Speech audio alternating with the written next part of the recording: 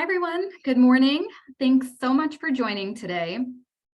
My name is Renuka Kumar, and I will be moderating today's panel on the healthcare investment landscape on behalf of CFA San Francisco. I am currently a managing director with SVB's Venture Capital Investor Coverage Group. And before that, I spent close to 15 years managing fixed income portfolios for many of SVB's life sciences clients. So I have a marginal amount of exposure into this space. And I'm so thrilled to be joined today by two incredible panelists to share with us their thoughts around the current state of the healthcare sector and where things are heading.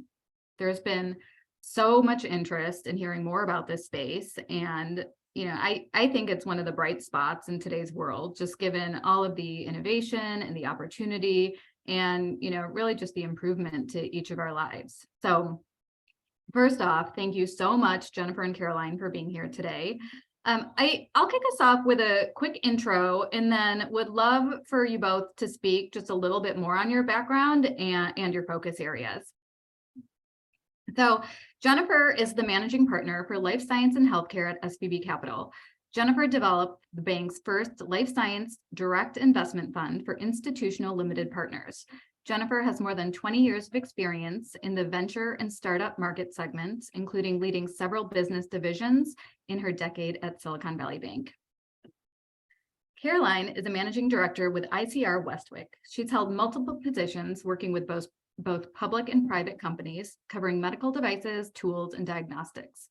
She has also led investor relations within a publicly traded life science company and has participated in numerous IPOs and capital raises for small and mid-cap companies. So Jennifer and Caroline, I really want to make sure we give your background justice. So I'd love for both of you to just expand and elaborate a little bit more on your background and your focus areas, so that the audience can hear from you both directly. So Jennifer, would you like to start? Sure, happy to, and thanks for organizing us, Renuka. As you probably heard from our backgrounds, Renuka and I both work for Silicon Valley Bank, so we've been colleagues for a long time. And fun fact, before we started, Caroline and I were catching up because our kids went to preschool together many years ago. So it was really fun when this got organized that we had all of these other connections as well. But briefly, so I started my career as a scientist, biomedical engineer by training, left the bench pretty early in my career, decided I was too extroverted to pipette all day long, and went into consulting and private equity, then went back to grad school, did my MBA and my master's work in proteomics and genomics. That led me to Pfizer. I was in Pfizer in New York for about 7 years. Most of that time was in their corporate venture arm, so doing direct investments into high growth companies, as part of that vehicle. And then, as Renuka said, I've moved over and have now been at SVB for about 10 years. I've been really fortunate to grow our healthcare practice in a lot of different directions. We started an accelerator practice for early stage life science companies, had a small broker dealer effort that, I helped kick off, that then helped us get the confidence that it was better to buy our way into investment banking. We bought a well-known boutique investment bank in our sector called Leerink, which is now called SVB Securities. And then my latest endeavor is, as Renuka mentioned, it is helping us get our first direct investment vehicle up and running here as part of SVB Capital, which is our asset management division. So that's me, 20 years, mostly on the finance side of life science and healthcare. So I'm Caroline Corner. Slightly different background. I have a Ph.D. in bioengineering. It took me a little bit longer to discover my pipette aversion, but then did discover it. I worked briefly at Big Pharma after finishing my doctorate, but then from there transitioned over into equity research, covering medical technology, which is a basket that includes medical devices, diagnostics, and tools. For several banks, did that for about 10 years before transitioning over to ICR Westwicke about 7 years ago, where I do advisory for a mix of private and public medtech, diagnostic, and tools companies. I advise them through private raises, IPOs, and also help them with investor relations on the public side of the market. Awesome. Thank you both. And it's such a good group we have with both of you here, because we're covering everything from the early stage up to public companies. So I think it'll make for a really good conversation today. One quick note before we get started on content, if you have a question, please feel free to input those in the Q&A function within the webinar, and we'll try to get through all of the questions as best as we can. So before we dive into the investment landscape here, and knowing that this CFA audience we have on the line is likely from more of a traditional finance background and not so much a science background, I would love for you both to set the stage a bit. The term healthcare is very broad in nature. So it would be great if you could break it down into the various sectors that fall within this category, knowing that, each one of them is likely very different and nuanced. So I'll leave it up to you, who would like to take the first stab at this. So I'm happy to start, Caroline, and then, feel free to chime in. At least the way we think about it here at SVB is there's functionally 5 verticals when we talk about healthcare. They are each different, obviously, in terms of the stakeholders, the capital tools, as well as the underlying parameters in terms of how and where people make money and the profile of those companies. So 3 of them are traditionally more venture financed from the start. That's biotech, which is drug discovery predominantly. There's a little industrial biotech in there too, but biotech, biopharma is one category and is the largest category of the venture categories I'm going to speak of. Medical devices, fairly straightforward. These are the pacemakers and the stents, typically hardware. Third is tools and diagnostics. Caroline spends a lot of time there too. You can think of them as the picks and shovels of basic research. So these are often benchtop tools that researchers use, next-gen sequencing or diagnostics. We all are very familiar with the Binax tests that we've been sticking up our nose for the last 2 years. And then the next 2 verticals, 4 and 5, have some venture backing, but tend to skew more PE. The next would be digital health, which we've seen a lot of. These tend to be SaaS businesses and follow more traditional tech investor paradigms and SaaS-based milestones. And then healthcare services, which is definitely the most private equity end of the spectrum. You can think about this being anything from dental clinics and roll-ups of sort of brick and mortar healthcare delivery vehicles to,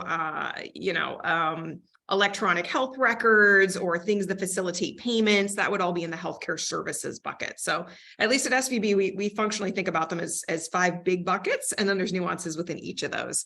I don't know, Caroline, at Westwicke, do you have some other granularity there? Yeah, we think about them similar buckets. And ICR acquired the group that is Westwicke about 3 years ago now. And Westwicke is the healthcare arm of our business because it is a different ball of wax, so to speak.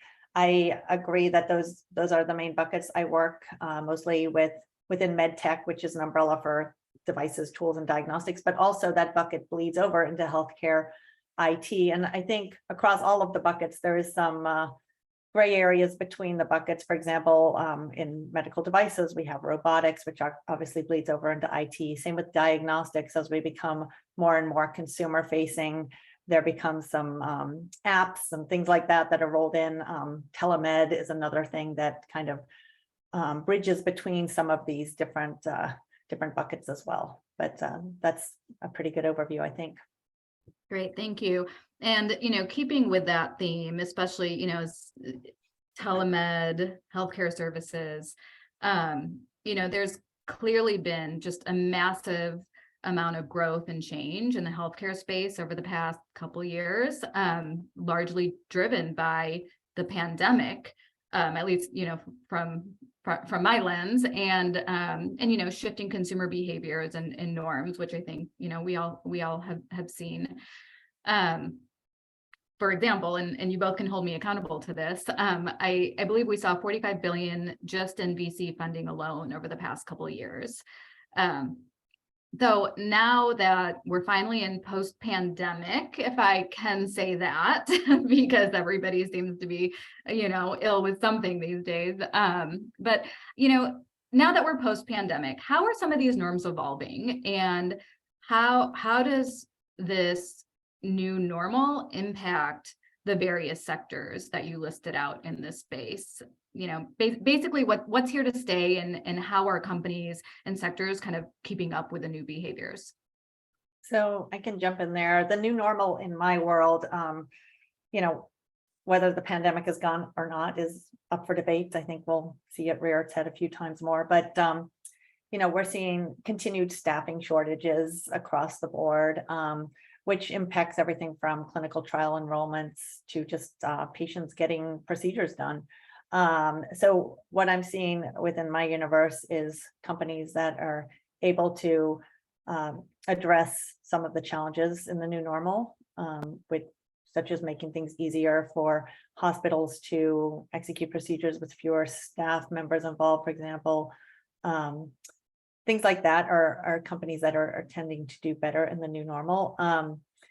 It is very, there's lots of different factors that are at play. And it is going to be, I think, over the next 6 to 12 months, there'll be kind of a settling out on who's really going to do better in the environment, because there's some structural changes such as staffing that I think are here to stay fairly permanently. Yeah, and maybe I'll add on. I think there are some. I'm a serial optimist. I'm a scientist. I think probably, Caroline and I probably are both that way. But there are some bright spots that I think are here to stay that are really good. But there are some headwinds that are not so good. Staffing shortages is one of them. Maybe I'll start with the negative and then I'll end on the positive. I think we've got. I think we've realized, not just in life sciences, but in a lot of elements in our life, that we've got a lot of dependence on our supply chain, tied up in a lot of regions that are not maybe as stable as we thought they were. There's a question in the Q&A, maybe we'll get to later, about geopolitical tensions and what that means on our sector. So the reliance on certain elements of a global supply chain that we've now seen is been stress tested and failed functionally in a lot of different ways is a concern for a lot of things going forward. Frankly, we haven't talked about it as much in the last couple months, I think, as we were definitely talking about it over the summer.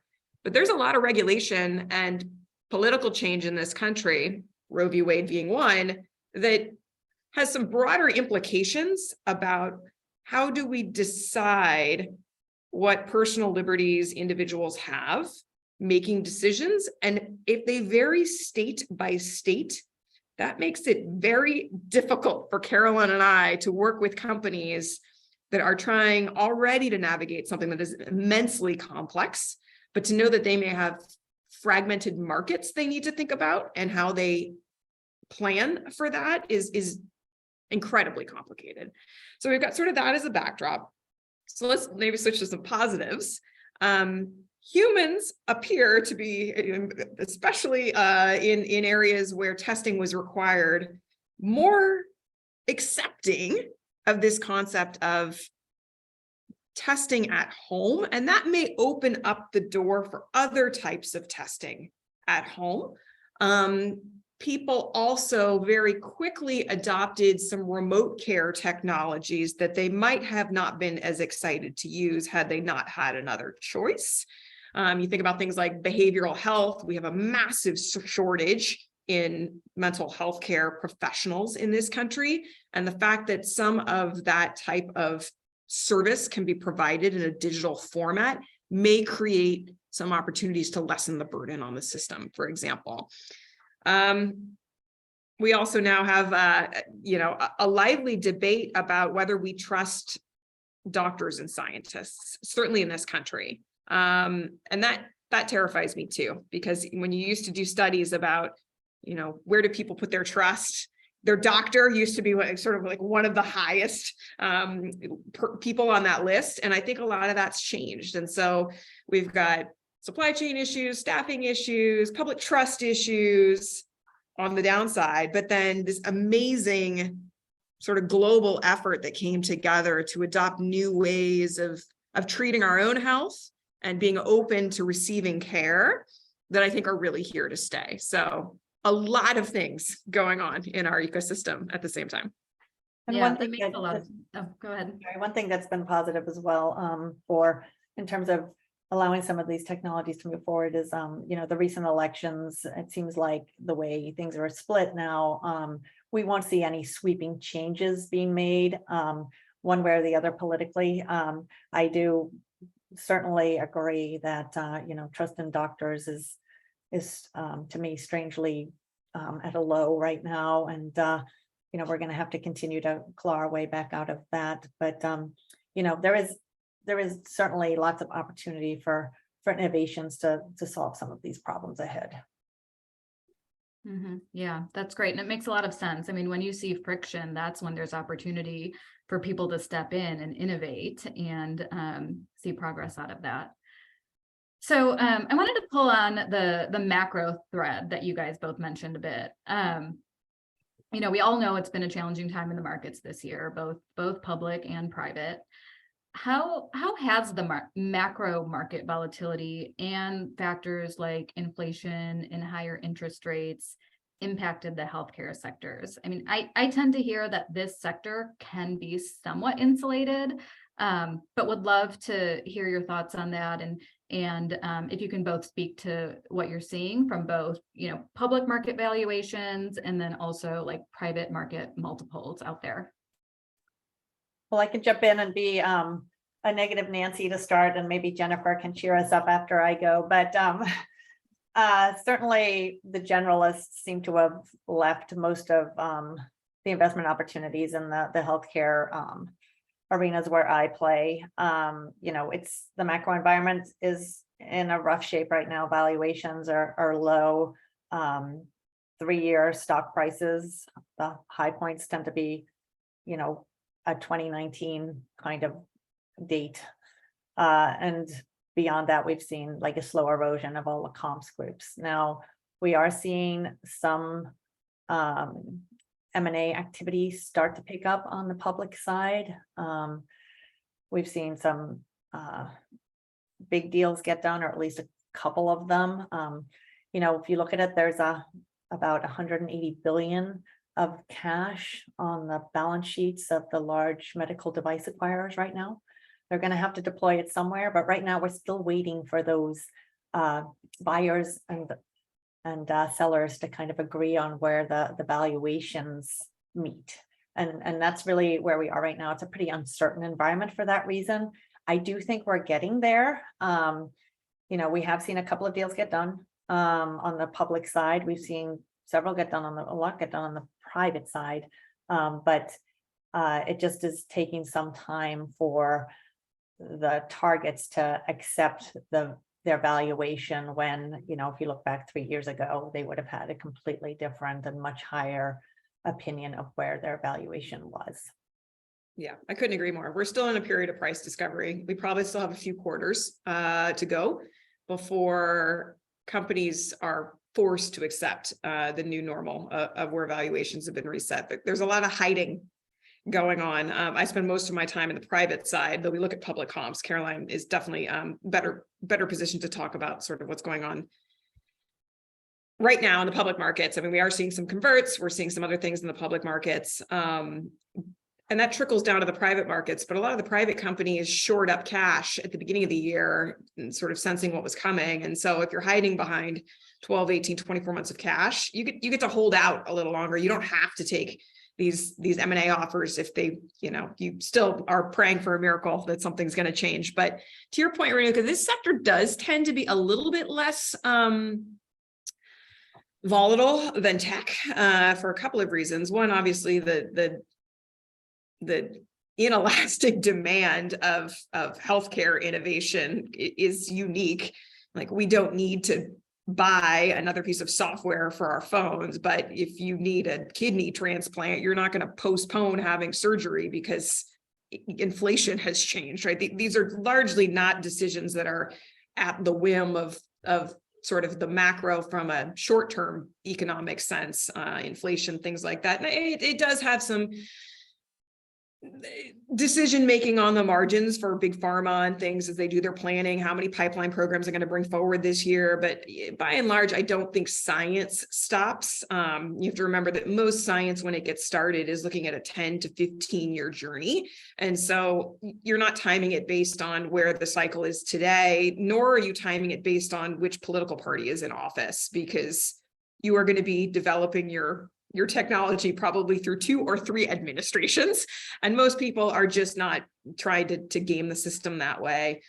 But, the XBI, the biotech index is down, what, Caroline, 40, 60%, something. It's awful. Like, it's been a huge fall from grace for those companies. That's why the generalists have left the sector. And it takes a few quarters for that to trickle through on the private side, but we're starting to see that those valuations are being reflected, whether it's in an actual recast of valuations on the private side, or what we're seeing now, or the early biomarkers of that, which is, past rounds are being opened at a flat so that you don't have to say that you're doing a down route. And we're seeing liquidation preferences turn to be much more investor favorable in term sheets. So that's all kind of like the not quite resetting valuation, but kind of resetting valuation stuff that's going on behind the scenes as we prepare for, continue to move through this price discovery period.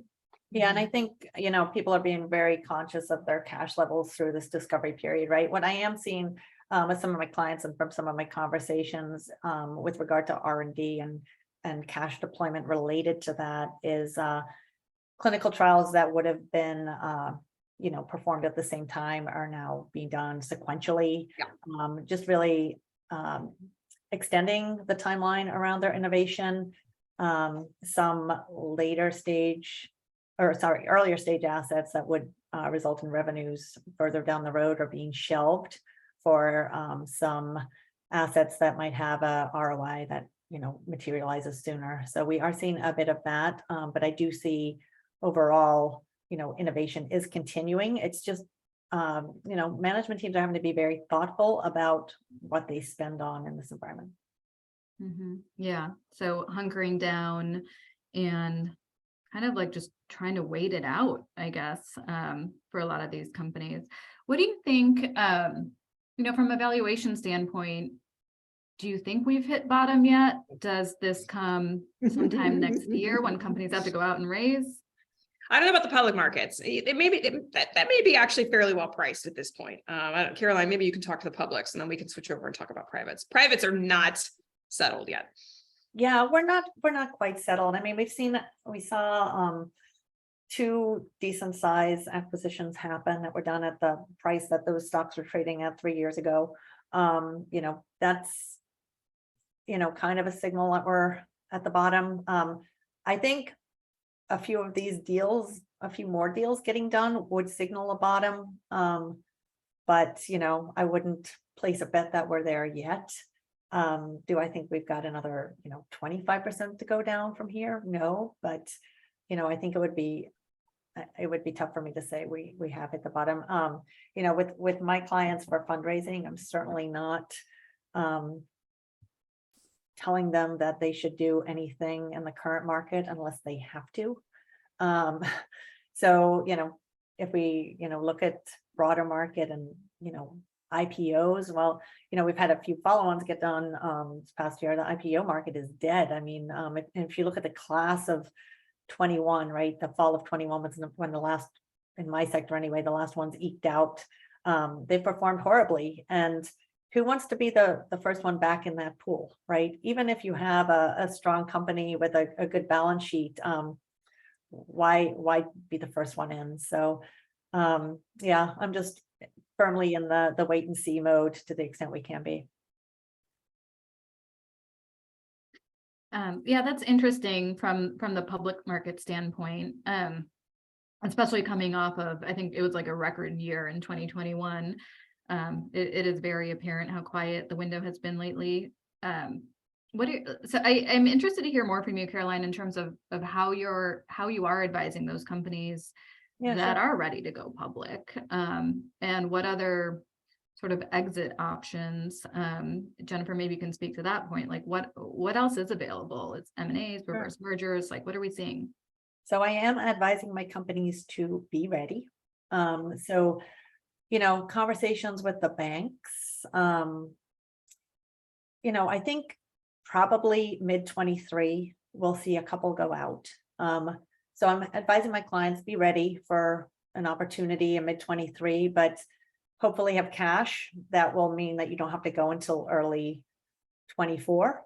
Most of my clients that are private, to the extent they can be dual tracking for either, M&A or strategic, investment in them too. I would say they're usually looking at both options. The strategics do have money to deploy, as I just mentioned. There's a lot of cash on their balance sheets, and it's going to be a timing game when they're going to start doing that. And hopefully there will be some tension as the strategics come back in, as we approach the public markets and we get to play those off of each other again, which, that's how it was back in, 2020, when we saw a lot of the really, strong IPOs go out. But, right now, the window, I would say, if you have to go in the first half of 2023, that's not a good place to be.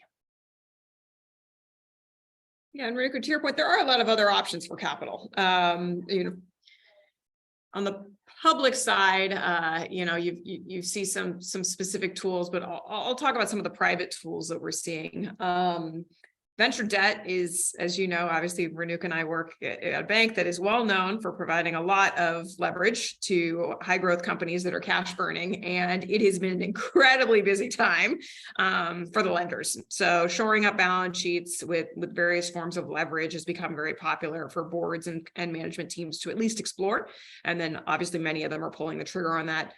There is still a lot of dry powder from a venture standpoint that will eventually need to get spent. So similar to how the big acquirers have balance sheets that they're going to have to start to engage in M&A at some stage.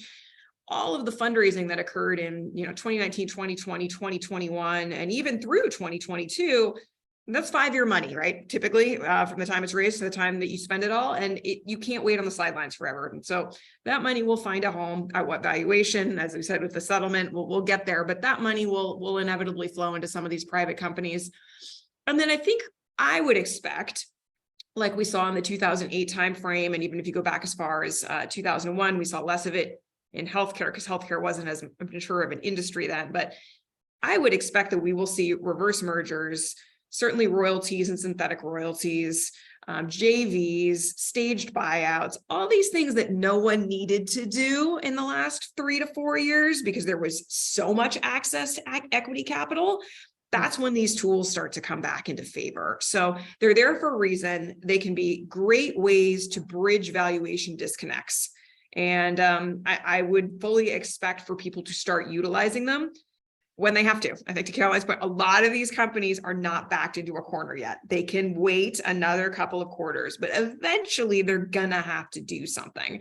And I think that's when we'll start to see some of these other more, some of these financial tools that tend to only work in certain parts of the market cycle start to return. Mm-hmm. Yeah, well said. And then just, speaking of that deployment, all the dry powder that's out there, where are you seeing investments being deployed right now from a sector standpoint? And maybe even a life stage standpoint too, like early stage, late stage. Would love your thoughts around that, like what you're seeing in the broader market, like what the data is telling you, and then also like what you're personally gravitating to. I think we've seen pretty steady activity across the board in all the sectors. There are still early stage biotech, medtech, tools, maybe diagnostics is down when I think about the actual sheer volume of things, certainly coming off the high of diagnostics that were COVID related.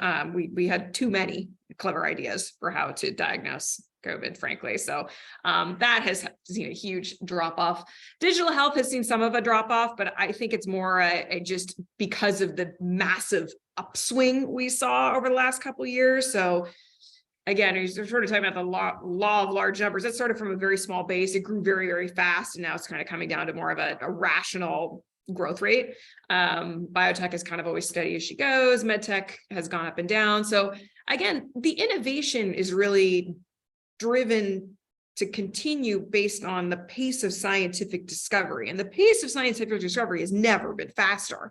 And so there's going to be lots of clever ways to attack all the unmet medical need we have. I mean, I was asked a question recently about, well, how much white space is there for diseases? We've had so much progress, and it depends on how you define disease, but there's about 10,000 known genetically caused diseases, and we have treatments for about 500 of them. So like, just looking at that alone, roughly a third of Americans have some sort of either cardiovascular or diabetes, disorder. So there's plenty of stuff to keep working on in the medical space. And so I think we will continue to see activity across early stage, late stage. A lot of the dry powder we've seen deployed is certainly in the second half of 2022 has gone to propping up existing portfolio companies versus net new investments.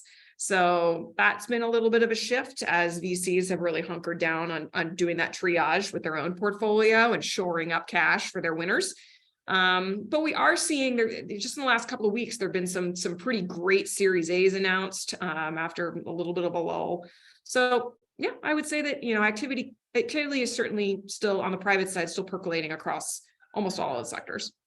Yeah, and I agree that there's opportunity for innovation across all of the sectors. I think where we're seeing, investments and investors show interest, and they're not necessarily writing the checks just yet, though, is really more based on the company rather than the specific sector. So if you're being a good shepherd of cash and you have a clear TAM on the other end, a market that you can go after with your technology, and you can demonstrate how to get there and all the steps in between, that's really what investors are looking for. I don't think there's anything, when I'm talking to like IPO candidate clients, the same standards of, have at least 50 million in revenue and a 50% growth rate, that kind of bar hasn't really changed. But there's a lot more questions coming from investors to really de-risk what's happening. It used to be 2 years ago when I was taking clients public, it was growth at any cost. Now it's very different in that they want to see the growth, but they also want to see it at a sensible cost. So, it's been an evolution there, but there's definitely still a lot of opportunities within healthcare to find these find homes for innovative ideas and grow companies around them. Yeah. And what about for both of you? How has this changed your capital allocation strategies in this environment? Has it changed the way you're investing or seeing others invest? Is there a higher bar given these points? Again, the serial optimist, I love this time of the market, to be honest, because I feel like we've gone back to more of a rational pace of diligence. And the fact that a lot of the generalist investors have left is painful, right? Because there's a contraction of capital available, but is awesome because then you are not trying to compete or edge out people that don't feel the need to do any real diligence on things that you're taking a look at. So selfishly, I feel like the pendulum has swung back to being much more investor favorable. I've got time, I can ask hard questions, I can set terms, and that's a great place to be. So I would say that it changes the pressure to move faster than maybe you wanted to move before. And I think all funds are now realizing they may need to support their companies for longer. So that changes your reserves policy as you think about things, and your openness and strategic planning around syndication. So which other parties do you want around the table with you as you're building and supporting these companies, knowing you may be in it for more than the 12 months you were expecting to be in it in the last cycle. So it does shift, but the good news is that most of the non-generalist investors, well, I'll pause there. A lot of the non-generalist investors in this space, the healthcare investors, have been at it a long time. We've lived through multiple cycles. There is a class of newer investors that hasn't lived through a downturn yet. But I think most of the investors that we work closely with are behaving pretty rationally in this space. They're thinking about longer term holds, longer time horizons, more metered dripping in of capital, which can be kind of painful for the entrepreneurs. But it is more a return to the way that company building was done before this flurry of activity over the last 2 to 3 years.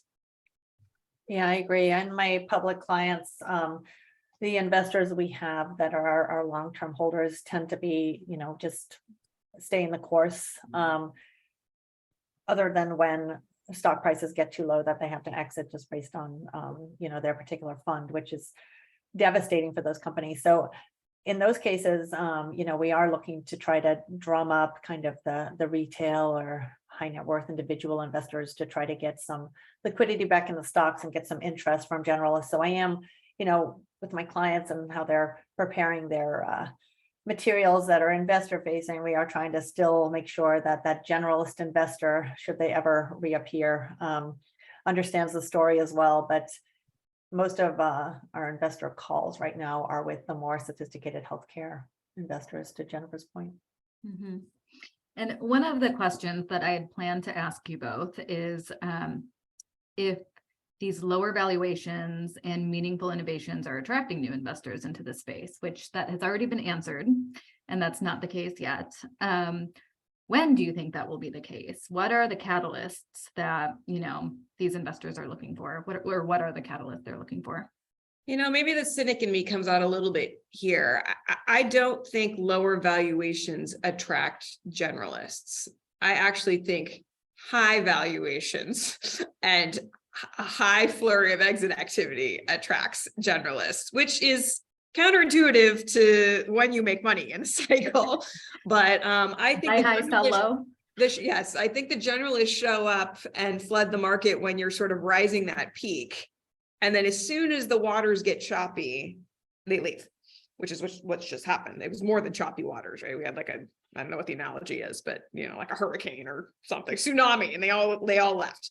And so I think that generalists are going to be really skittish, especially if they just lost a bunch of money, because if the diligence wasn't done around the fundamentals of the company, I mean, many long holders are like, okay, your market cap is down 40%, but my underwriting hasn't changed. This is a great company with great science, with great near-term clinical milestones. And if you're a long hold investor, you might be able to stomach hanging in there. But if you're a generalist and you're not really understanding where the value drivers are, and you're a short investor, you're not going to be excited to come back into biotech in the near term. So I don't think it's just valuation driven, which is why I said as the specialist investors, we love this period of time because we're the only ones in the sandbox and everything looks better for us economically. So, and if you look at past cycles, some of the best, most impactful life science innovations and companies are built at these troughs in the market. Like some of the most, if you go back, we've got some slides that talk about brands, and I won't name any specific here because they're all clients and we love all of our clients, of course. But some of the most impactful companies in the world have been created through these downturns. And I think that's why. I think the science was so spectacular, the management teams were so spectacular that they were able to raise money even in these downturns. And we all benefit as customers of these medical innovations at some stage from the innovation that starts to occur right now. So it would be a great time for generalists to come back, but I do not think if you look backwards at past cycles, that doesn't tend to be what we see right now. Completely. The generalists tend to want to be part of the hot new thing, and it's already hot at that point, and they don't understand the fundamentals, so they don't have much patience on the downswing. So completely agree on the public side as well. There are some very clever generalists, though, that have hired very clever life science individuals to be a part of their generalist team. So I don't really know what we call those funds anymore, but those are the ones that I think are really smart, right? Because they recognize that this is a weird sport. You need sort of esoteric expertise to really diligence and make decisions. And so those that have been able to capture incredibly experienced and well-versed investors in our space, but keep them on a generalist platform, those might be the exceptions. Those might be the people that come in and really understand that this is a phenomenal time to be putting capital to work. Yeah, I don't know if they're really considered generalists anymore. Yeah. You have a specialist at a generalist firm. Yeah. Yeah, makes sense. Interesting dynamic. You know, keeping with that theme and like I like the optimism with that lens and in terms of how the specialists are looking at this. You know, one thing that's really interesting to me, and this became apparent about 5 years ago, actually when Jennifer and I were going on calls together, was this intersection of technology and healthcare. And back then we were meeting with companies. I mean, it seemed like it was mostly about incorporating just massive amounts of data into their learnings and processes. And now with all the innovation and advancement in both technology and in science, I'm sure that means that there's, you know, even more opportunity here where you can leverage new technologies like AI, blockchain, maybe virtual reality. I don't know, but what are you seeing from your vantage point here? And then I don't know if you're able to or willing to share any examples of some cool things, but yeah, would love to get your thoughts on that front.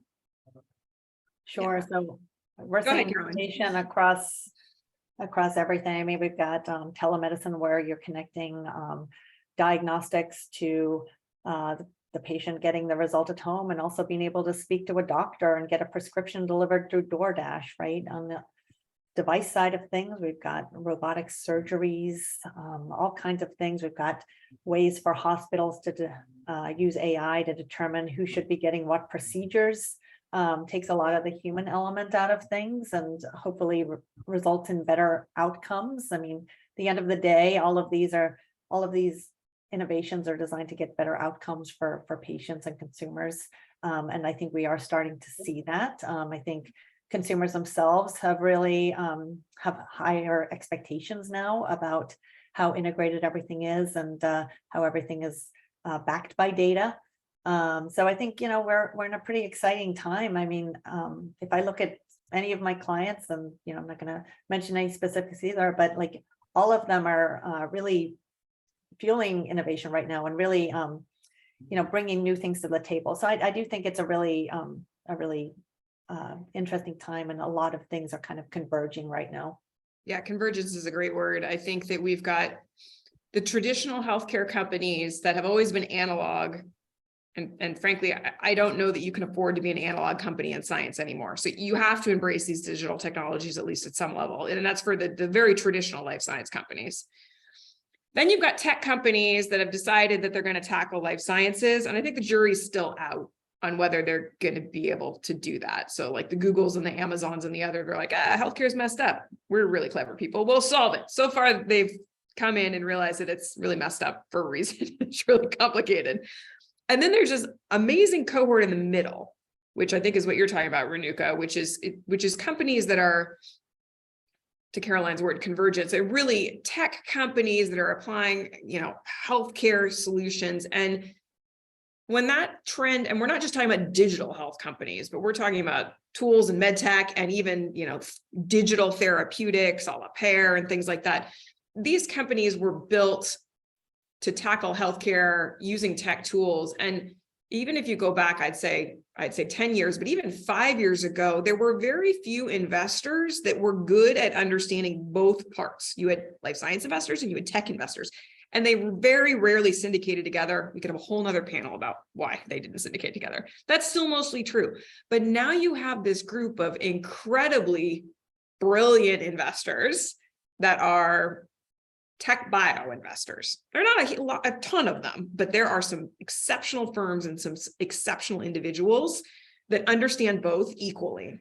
And that gives me a lot of excitement about that whole, you know, Venn diagram center section of tech bio companies that now have their own thriving ecosystem that frankly wasn't being well served by traditional life science investors or traditional tech investors. And so I think we're going to continue to see, we've got, you know, robotic surgery, for example, where we've got surgeons sitting in LA performing surgery on somebody in Switzerland, you know, using a robot. These are things that are very sci-fi in nature, but are just amazing technologies that I think we will continue to see be commercialized over the next decade. Yeah, and I think perhaps COVID has really given us a gift in a way, in that some of these ideas have really been brought to the forefront. For example, all of the stuff that telemedicine is involved with today, robotic surgeries, right? I mean, as patients are slow to come back into surgeries, and they're now starting to come back a little bit more. We have to have more efficient operating rooms now. We don't have the staff we had before. So I think, some of this will continue to come to fruition over the next couple of years as we're operating this new normal as well. Very cool. Very cool. Innovation technologies. Is there anything in particular that personally you guys are excited about? I know there's a vast array of things you can choose from, but any kind of comments on that front? Yeah, I have two, but Caroline, go ahead. Okay. I was just going to say, I enjoy my job. I like positioning companies in front of investors, and it's a bit of Wild West right now as we wait for these valuations all to settle. But, just figuring out the best way to present a story and making sure that my management teams are keeping their heads down, delivering on their milestones, delivering on all this innovation, because the R&D teams are hard at work. They're running their trials. All of these assets are moving along. The markets will come back. Will they come back to valuations that we saw in 2019 and 2020? I don't know how long that will take, but we will have a market that's open. Some of these innovations will be driven forward. Companies will deliver really good solutions to patients, and we'll see, our healthcare system continue to deliver. So I am optimistic overall. I think there's a lot of good opportunities out there for the right companies and right teams in the right environment. So, overall, I'm really cautiously optimistic, but I'm, excited about what, 2023 will bring in terms of IPOs will probably pick up at the end of the year. We'll start to see some get back out, and it'll be a new world, but it'll be, I think we'll see some good developments.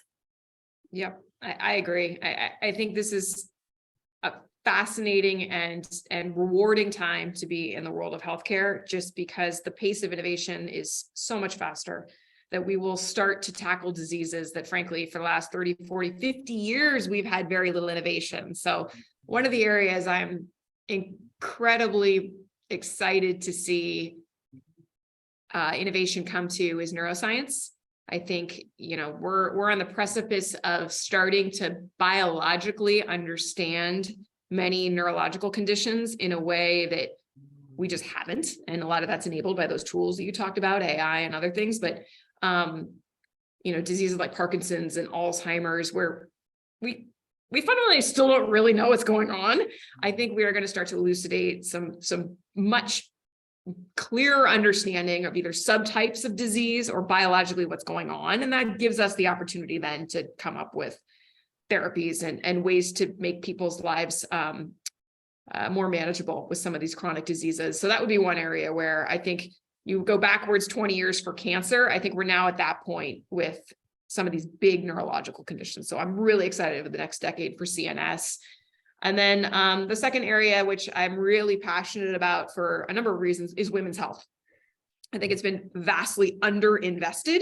And I think that the science and the clinical studies and a lot of the other things that go, the unsung heroes of the work that FDA and others are putting in requirements that we do more studies, where we look more equitable in studies, and a better education of physicians coming out about how women present certain diseases differently. I think it creates a really unique opportunity to do more investment and have more therapies come out that are specifically geared towards the half of the population that has been vastly underrepresented in medicine. So I'm very excited about that too. I'm really happy to hear you say that. And I have clients in women's health, and it's been a tough space. I mean, it's very tough space for a lot of reasons. I'm really pleased to hear your optimism there and excitement.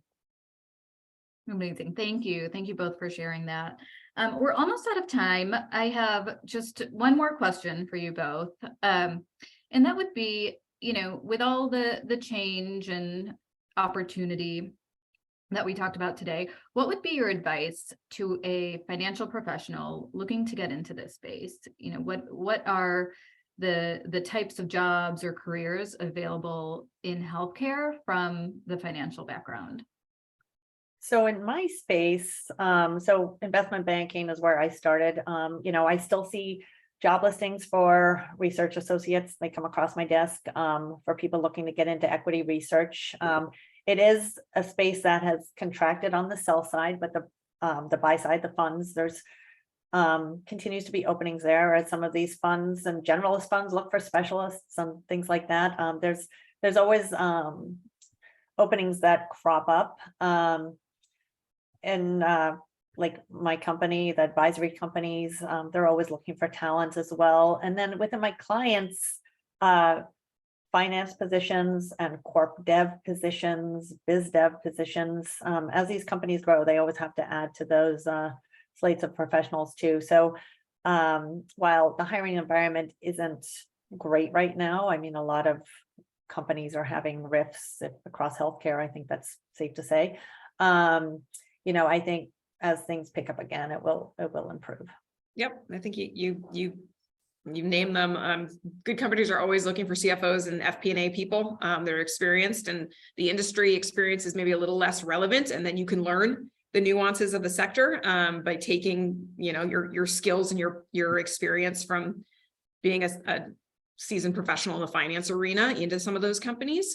Functionally, every asset class of finance now has specialists in a way they didn't even a decade ago. So if your thing is leverage, or your thing is converts, or your thing is insurance, or your thing is audit, tax, there are now life science specialists within every element of financial services. And so if you are excited about the sector, I think you can really bring value with your skill set, even if you haven't played in this space, and learn the space and the nuances of where things are different within your craft over time. So it's a very rewarding industry to be in, because that your efforts, even if you're contributing in your own specialized way, are truly leading to improving the human condition. And it can provide that depth of energy and excitement about what you do through any downturn,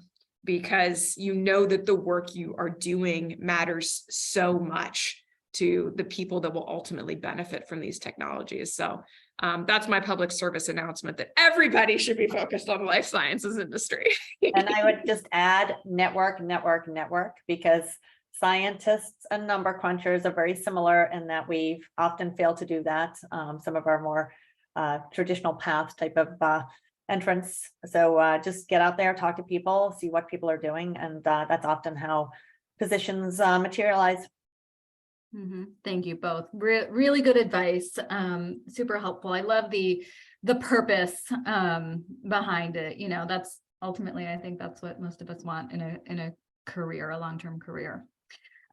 Before we leave, I wanted to address the question in the chat real quick. And that's on the impact of geopolitical tensions on healthcare investing. Any kind of words on that?